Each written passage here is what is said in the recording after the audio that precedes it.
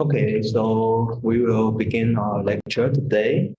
And today I will give a short introduction on water-sensitive urban design for city resilience. It is a topic which closely related to the urban design and city development. And during our rapid development in the recent 30 years, we have witnessed a lot of water-related disasters like flood, storm, hurricane, tsunami, and so on. In Sustainable Development Goal 11, we have a common goal of us to make the cities and communities inclusive, safe, resilient, and sustainable. And among the sustainable and resilient is an important topic, and we have 11.5 point about significantly reduce the number of deaths and number of people affected in global growth damage caused by disasters, which especially refer to the water-related disasters. Why is water? Among 70% of all natural disasters in the recent 20 years were water-related, and it caused a lot of deaths and a lot of economic loss in the past 20 years. So water-related hazard has increased in frequency, and we have all noticed that the climate exchange and extreme weather is more and more common. So as an urban designer or urban developer, we have to deal with the situation. So what kind of disaster is related to water, especially in cities? Well, actually, most disasters are water related. We have flood, we have landslide during a storm, we have heat wave, which is also related to water. We have wildfires with less rain. We have extremely cold. We have drought. We have lots of disasters which is closely related to water. And the problem is that our rapid urbanization can conquer over large area of land, changing runoff too rapidly and quickly overwhelming the urban water system and leading to a flooding of streets and subways. We know that in the last year we have seen a severe flood in Zhengzhou, and we also see the flood in Germany, and we also see the flood in New York, and so on. So it is in the urban design field we have mentioned a topic called water-sensitive urban design. It is a really important topic. It is an approach to urban planning, and it infers us that we should integrate sustainable urban water cycle management and technology into the built environmental to achieve positive economic and social cultural outcomes. And it can include lots of management and technology in it. And here I will use two small cases to introduce that what can we do if we are developing a new city, and what can we do to reduce the damage from the water-related disasters by this concept of water-sensitive urban design. Here I list some of them, like soften the impact of rain, shrink demand of water supply system, treat wastewater for reuse, and include measure to foster cooperation to achieve the policy objective more effectively. So it is the first example is in Japan, and it is not a very small example. It is about the whole Japan's water management system from its national region land use planning. And it is a very large topic, and I will give a very short breathing air. And water-sensitive urban design in Japan, it will be regarded as ecological sustainable development goals by Japanese government. And sustainable water environmental construction, it will related to many three parts. First part is water health condition. It's about water supply, the flood control, the protection of underground water. And as we know, Japan is a mountainous country, and river here is really I don't know how to say it, short. And there are less long water, but the flood may be very severe when the rain season comes. So when we deal with the urban planning in Japan, it's the second part we should consider the ecology, society, economic, and culture. And finally, we have some landscape design tools to deal with it. So the first part is about water source protection. The basic background is that national level planning strategy mentioned that the Japanese government's duty is to protect the natural resource, including water, forest, land, and so on. So here is an example that we can see the water supply in Tokyo is slightly going down, and it is the Tokyo government to make some action to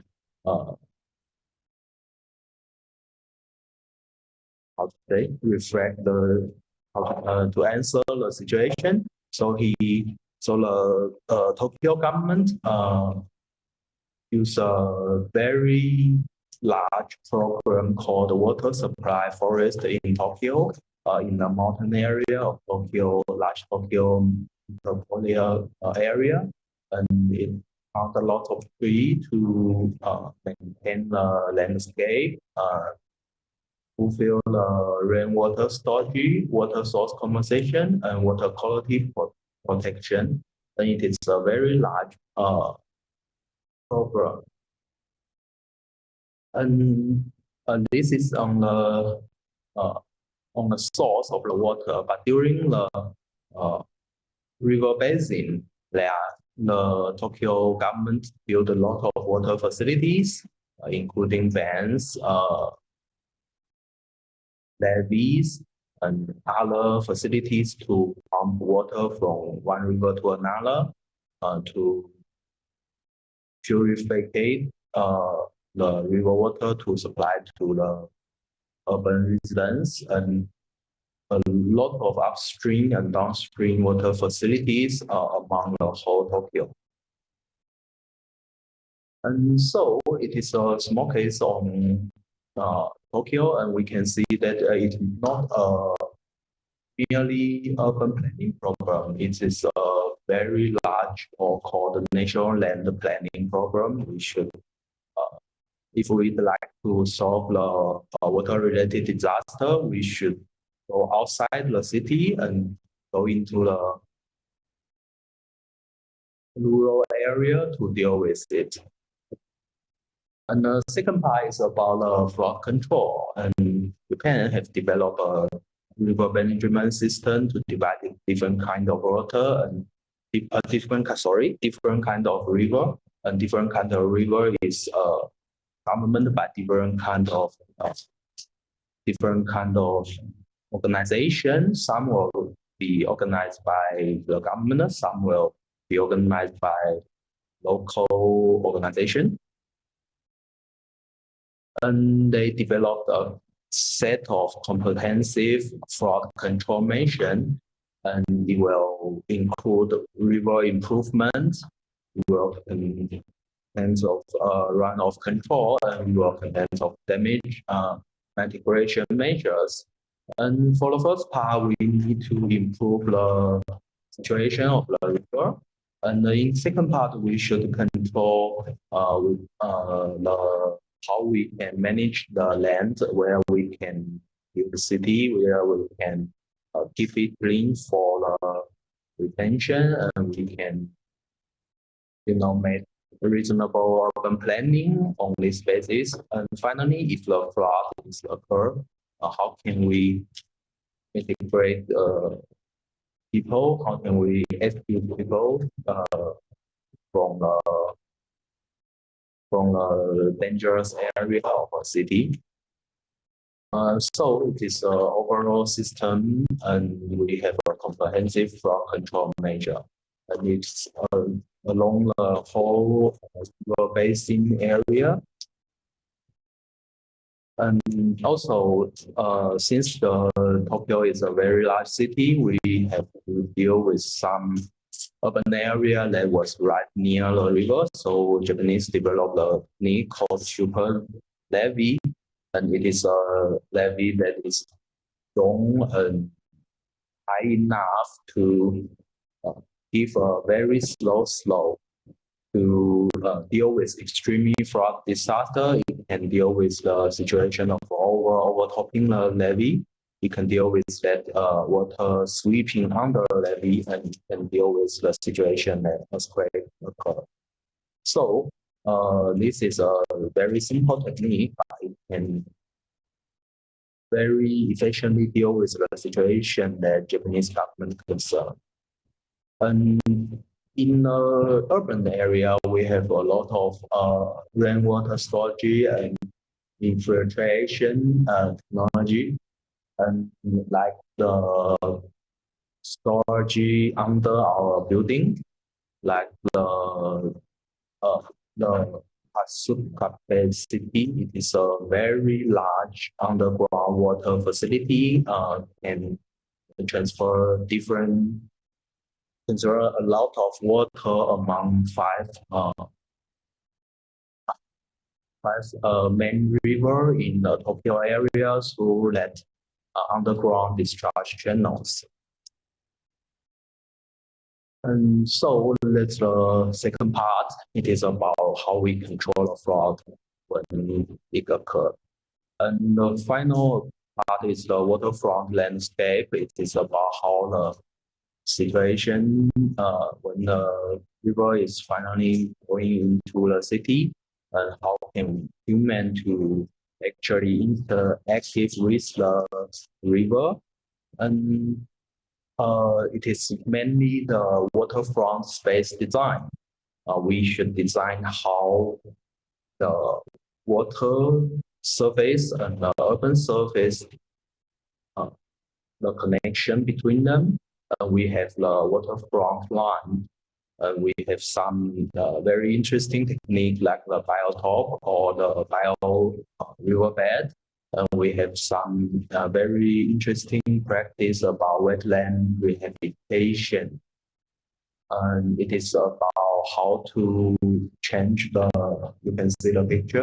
The up one is about one very common river or in the city. And the second one is the reconstruction on the waterfront space. And we can see the river is more natural and more beautiful for the residents to play, to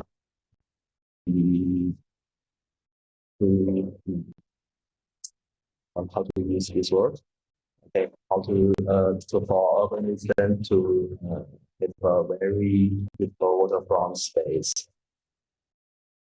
Okay, so overall, Japan has a very large water-sensitive urban design system. And in the nation level, it will have a water source protection. And in regional level, it will have a flood control measures along all the river basins. And in city level, there are a lot of designers who will design each river for waterfront landscape urban planning. So this is the first phase. And it is another case that flood disaster or tsunami disaster mitigation in Palu, Indonesia. And it is about if a water-related disaster like flood or tsunami occur, how can we mitigate people to the safer place? here is some basic background. Integrating risk reduction within all sectors, including urban planning. And urban planning hold a very important key to reduce disaster.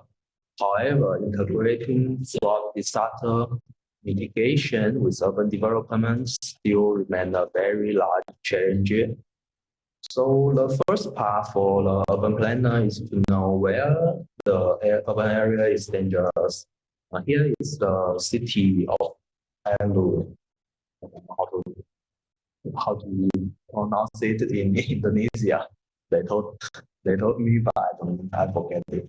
And it is about it is a very small city in Indonesia, and in the 2009, if I remember correctly, it is about 40,000 people. Sorry, 114,000 people. So in Indonesia, they also have some regulations on how to deal with the fraud disaster. It mainly comes from two experts. The one is the Spatial Planning Act, and it is about how you divide the urban or the whole nation land into different land use and different categories. And the second part is the Disaster Manager Act, and it's about when a disaster comes, how can we deal with it. So combine these regulations, we can make some basic evaluation on how this land area is vulnerable or something. So we have a disaster risk criteria. It is mainly, it is a very simple formula. The disaster risk is proportion to the hazardous rate, the frequency of a particular disasters tend to occur, and it's proportion to vulnerability, the expected loss in an area, and it also related to adaptive capacity, and it is about available in the area to recover from a specific disasters, and we have some other housing and settlement criteria from a regulation, and we can calculate some complex integrate criteria from all aspects, and we use AHP process to measure the weight of each creation, and we combine them together to make a full evaluation on the whole city to decide which part of the city is dangerous or very unsuitable for housing and settlement, and the other part may be better. So here is the result, and we can see that some of the most dangerous area is also some of the most density settlement, high density settlement lies. So you can see that the low density and high density settlements many lies on those not suitable for flash flood or some other water related disasters. So that's the first topic, where it's dangerous. The second topic is how can we deal with it. We can make on-foot evacuation distance for tsunami, and we should make everyone can fastly achieve the shelters and to keep them safe.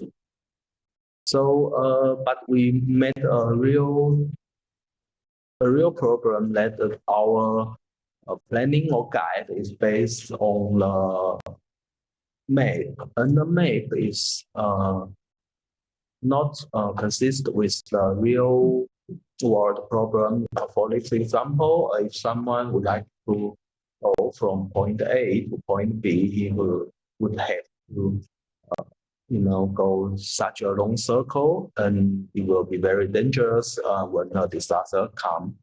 But actually, in this place, there will be uh, a small house among the point B A and point B, and you can just cross the yard, go to the where the shelters is.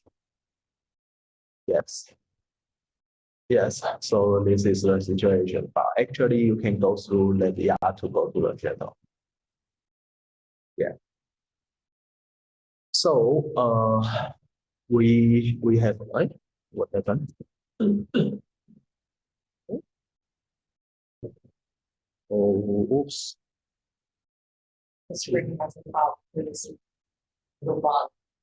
Oops. Get a screen used to. Okay, okay.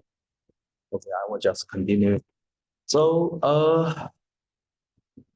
we should the main problem is that we should find out the best route for each residence and tell them which way you should choose to go to the nearest shelter.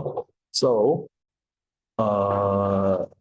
also in this area, we choose about 20 residents and their nearest shelter, and we use a very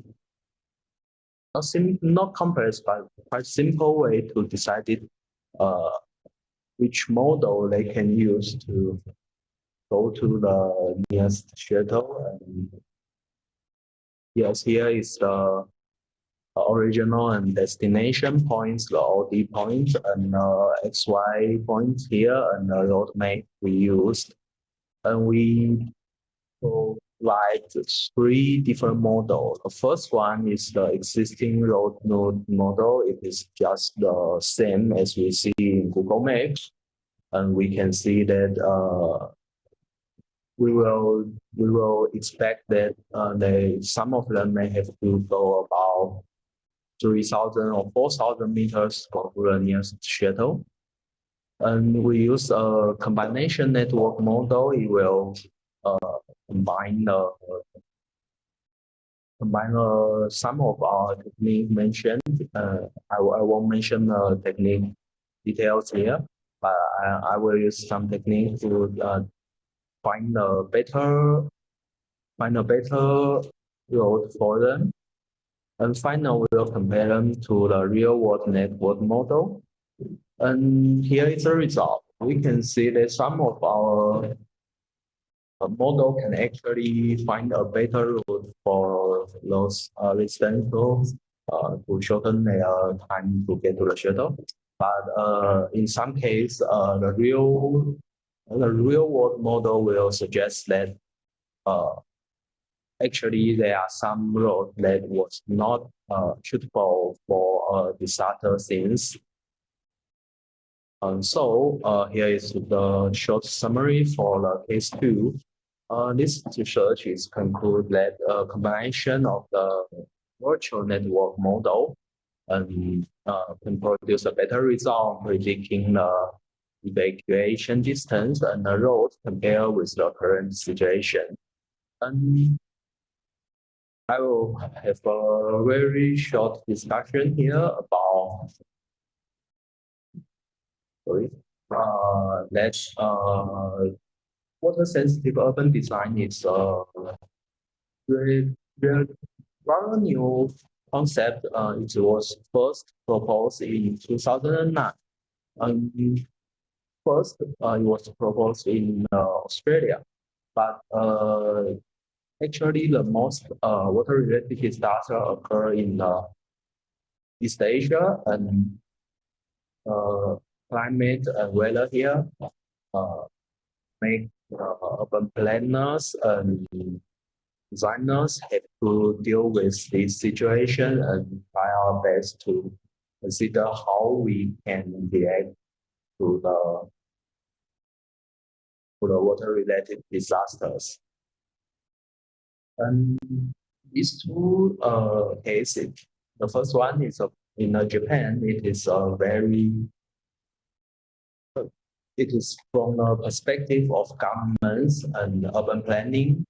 national planning, national land use. And the second one is very close to our research. It is about how specific technology. I didn't go into details here, but how technology can be used to make the city more resilient to the water-related disaster. And actually, it is a very large topic, and I'm not sure how maybe we still have a lot of new technology that can be used, but it is the first step to each of us to first know that there is a problem. Water-related problem is a problem that lies just in our daily life in this city. Yeah, that's all. Thank you.